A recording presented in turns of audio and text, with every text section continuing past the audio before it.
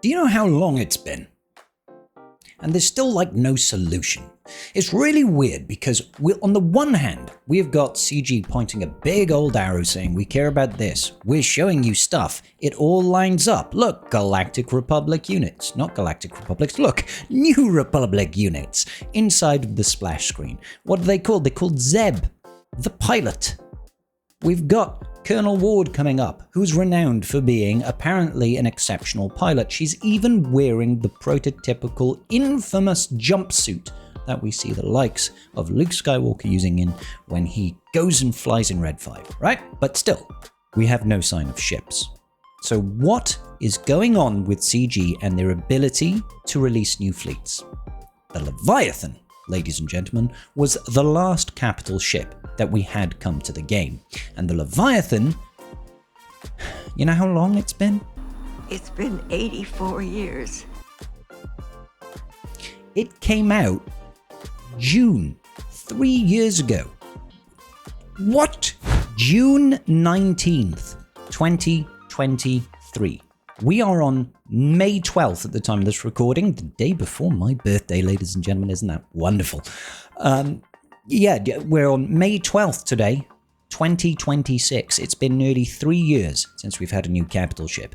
And I can understand there's a couple of things, right? Some people will say, hey, that's okay. It's not too bad of a thing. I don't like fleets. Fleets sucks. Fleets boring. And I do kind of agree with you guys. It's not the best game mode in the world. But also, conversely speaking, I like to have something to work towards. And frankly, I am tired of the Leviathan meta. I'm fed up with it. It's not that it's a bad ship or anything like that, but when you play the same fleets for 3 years, it doesn't help, right? It doesn't make things any better, any interesting. And the weird thing is, and this is what I want to talk to you guys about today, is CG have they've painted themselves into a corner when it comes to fleets. Partly because of the way that all the meta for fleets has sort of shifted. Ever since we got, like, the Executor, technically speaking, we could even argue ever since the arrival of the Radus. And that is that capital ships, more or less, since we had the Executor come to the game, have featured an ultimate which removes the enemy capital ship. Okay? So, Executor, you destroy the enemy capital ship. Profundity, you lead it away, right? But the enemy team loses their capital ship. The Leviathan, they don't lose it, but you steal it, right? So you take it out of the equation. So all of the fleet matters right now are painted into a corner of you must remove the enemy capital ship, right? So it means that the creative space that CG has to sort of design new fleets has to fit into that sort of bracket. Just realized my camera is off center. There we go. So they've kind of painted themselves into a corner where every new fleet now, technically speaking, has to do something to remove the enemy capital ship, right? Or you have to have a capital ship or a fleet that's so powerful it prevents the enemy from reaching their ultimate, either by beating them to the punch, by just completely destroying the enemy fleet, which raises another concern in terms of power creep. How then do you counter that fleet? And it just sort of becomes a snowball situation. Or do they have something that turns off enemy capital ships' ultimates to stop them from being able to use things like the Death Star cannon and blowing up your capital ship, or stop them using the Tantive 4 to make people run away, right?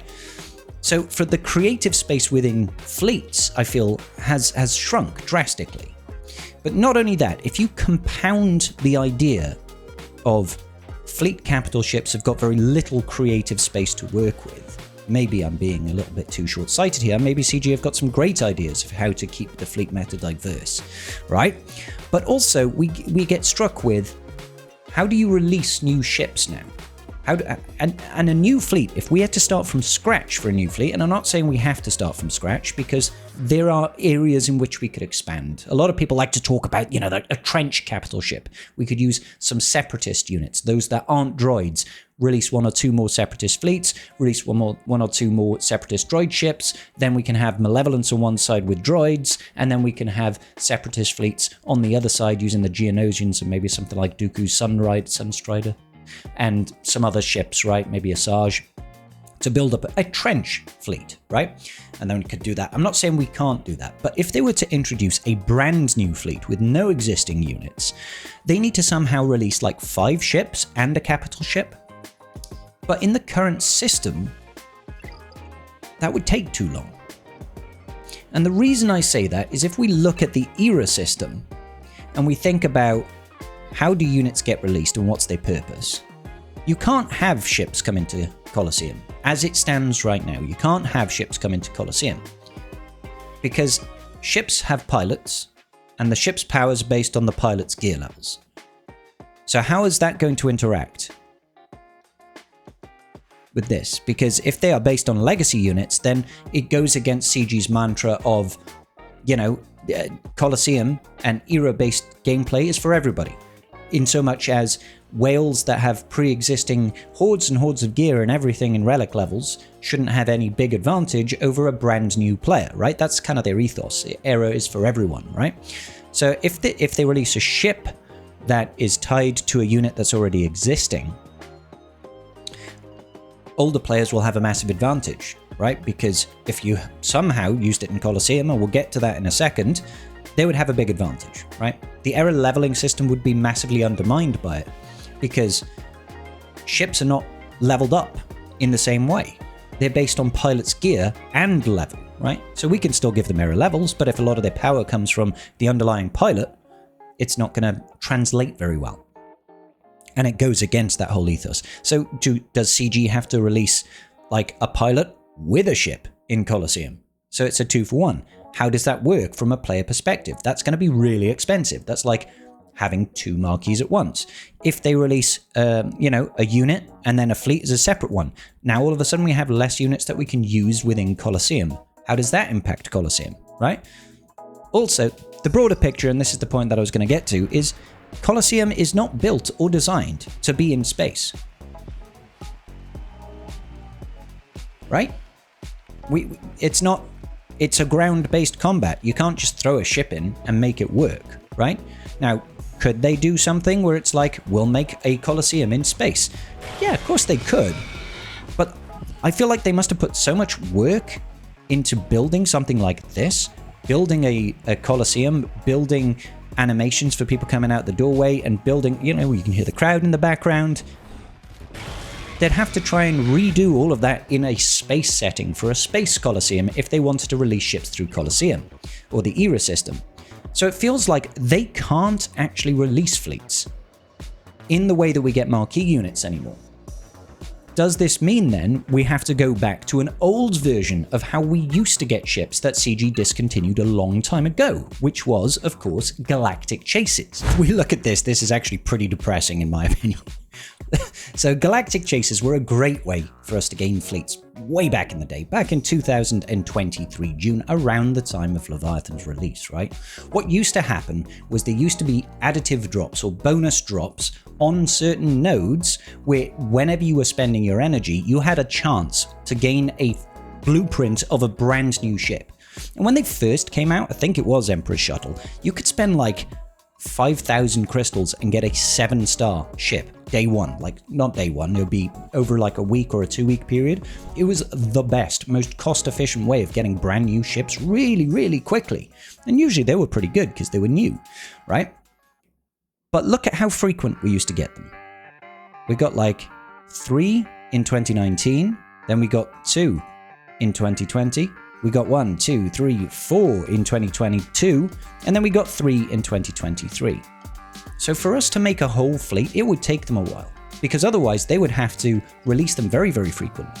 Now, towards the end, when it got to the Mark Interceptor, the drop rate really bottomed out, and to get a 7-star, it used to take you like 10k crystals plus it like doubled in their value. Now, I think this is the only way that they can realistically reintroduce ships at any sort of pace.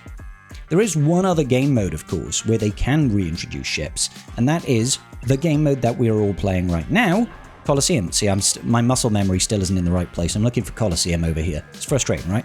Colosseum, right? Oh, side note. I don't know about anybody else, but I love this. This is clean, bro. Like, that's nice, right? So Conquest over here. This is one of the other ways that we can introduce ships into the game that are relatively accessible to everybody, right? You can go in and you can earn it over a 3-month period, boom. So theoretically, if they wanted to release a new fleet over a 3-month period, they'd have to have a conquest unit. They would have to have, you know, at least like a galactic chase a month to try and keep us in the loop, and then maybe have a journey guide unit that is a ship, because that's the only thing that I can see potentially where they could use the error system to introduce a ship, which is to have the journey guide unlock be a ship. Now, I know currently the journey guide unlocks can be used in the Colosseum to great effect, right? They could just not let you use that ship, and maybe it's just an unlock, right? Maybe it's just an unlock, or maybe it's even a legendary that sits outside of the era system that you can just get at some point. It becomes a permanently available ship, right? And maybe it uses units from the era system, but it sits outside it. So that, you know, once we finished off an era, we're like, oh, we've got all these units. We've got them at a good point. Let's go ahead, take it in, do a legendary unlock of a ship. So I understand why we haven't had a new fleet in so long. And I understand CG's current dilemma. Because on the one hand, they've got limited creative space, I feel, where we can go keep fleets actually interesting, right? Because of the way that capital ships now operate, which is just get rid of the enemy capital ship, predominantly speaking, right? So I know that's difficult. I know people don't like to engage with it. That's another little bit of an issue for people. People don't really like fleet. And I'm in the same boat, you know? When they did their recent announcement about, you know, legacy game modes and the ones that we predominantly play, talking about GAC and Territory Wars and Rise of the Empire and raids and stuff like that, they say it's still a priority, and they say they still have their eyes set on things like GAC and Territory Wars and fleets. They called it out specifically. So they're definitely thinking about it, but why is it taking so long? So the last thing I want to talk about, of course, is where I think it's probably going to go. I think I mentioned it at the earlier on in the video, but it feels to me like a Galactic Republic fleet. New Republic fleet is probably the most likely thing that we're going to see in terms of next ship. Look, we've got Colonel Ward, supposedly a really good pilot, in a pilot suit. We've got Zeb, who's called New Republic pilot, and we've got Carson Teva. And every instance that we've seen Carson Teva within Star Wars right now, he has been part of a, you know, the Rangers, right? He's part of the, I can't remember the name of the outpost, this outpost over here. And look, you've got X-Wing and X-Wing and X-Wing, and you've got like half of a Y-Wing down here. It's almost as if it's saying, by the way, we're probably going to get New Republic ships at some point. Of course, we do have the new Razor Crest over here. You can faintly see a little bit of yellow coming in because Gas's new Razor Crest has got yellow paint on it because it's different, right? So I imagine that's probably where we're going to see it go. I just don't know how they do it. I don't know if we're going to bring back galactic chases. I don't know if CG are going to rebuild a Colosseum in space and have an era of ships. I don't know what they're going to do about the fleet matter. I don't know how they're going to change fleet in general and how we interact with it, because it sounds like they're not happy with the way the game mode is set up at the moment. Who knows? Who knows? But I'm curious to know your thoughts, ladies and gentlemen of the tribe at home. Please let me know. Comment section down below, baby.